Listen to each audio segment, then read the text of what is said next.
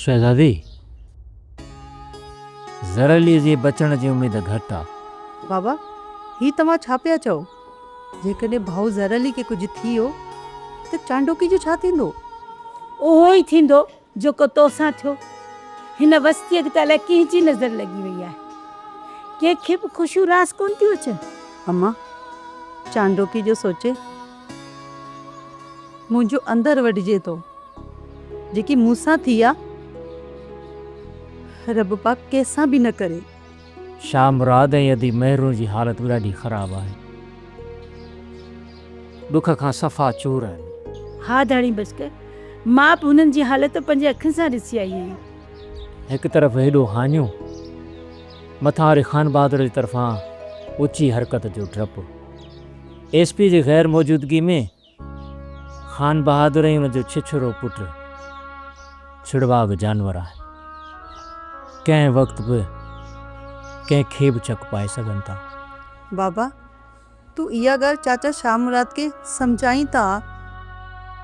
बाबा शाह मुराद ज़िद्दी अनापरसीअ करे पंहिंजो वॾो नुक़सानु कराए विझंदो।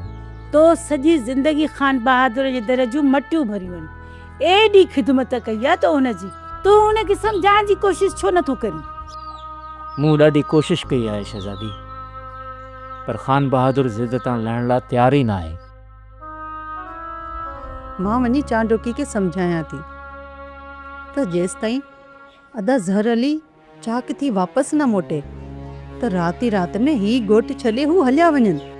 बाबा मूं बि शाह मुराद खे इहा ई सलाह ॾिनी आहे त ॻोठ में रहणु हाणे ख़तरे खां ख़ाली न आहे। साले ते ॾुख वक़्तु आयो त मल्हार पंहिंजी जान जो बि न सोचियो ऐं हुननि सां गॾु हलियो ऐं पंहिंजी जान विञाए वेठो।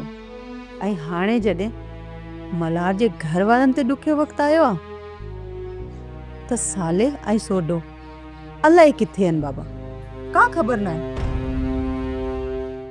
तूं हरू भरू बि वहमे में वकोड़जी वई आहीं। मूंखे कुझु बि न थींदो। ऐं ॿियो त ज़रा लिया न, इंशाल्लाह तमामु जल्द हू ठीकु थी वेंदो। तूं परेशान न थी।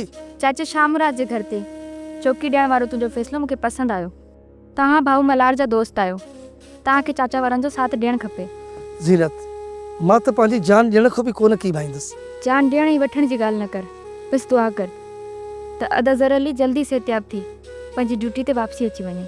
मूंखे पूरी ख़ातिरी आहे त ज़रा अली तमामु जल्द ठीकु थी पंहिंजे घर ईंदो। हालांकि डॉक्टरनि एॾो आसरो न ॾिनो आहे, पर चांडोकी जी मोहबत ज़रा अलीअ खे ज़रूरु बचाए वठंदी। सोप सीरियल वेरन जी वस्ती तमाम एपिसोड्स ॾिसो HD क्वालिटीअ में। विजिट करियो असांजो YouTube channel Sindh TV HD drama. Subscribe कयो असांजो official YouTube channel Sindh TV HD drama ऐं वधीक अपडेट लाइ बेल आइकन खे क्लिक करियो।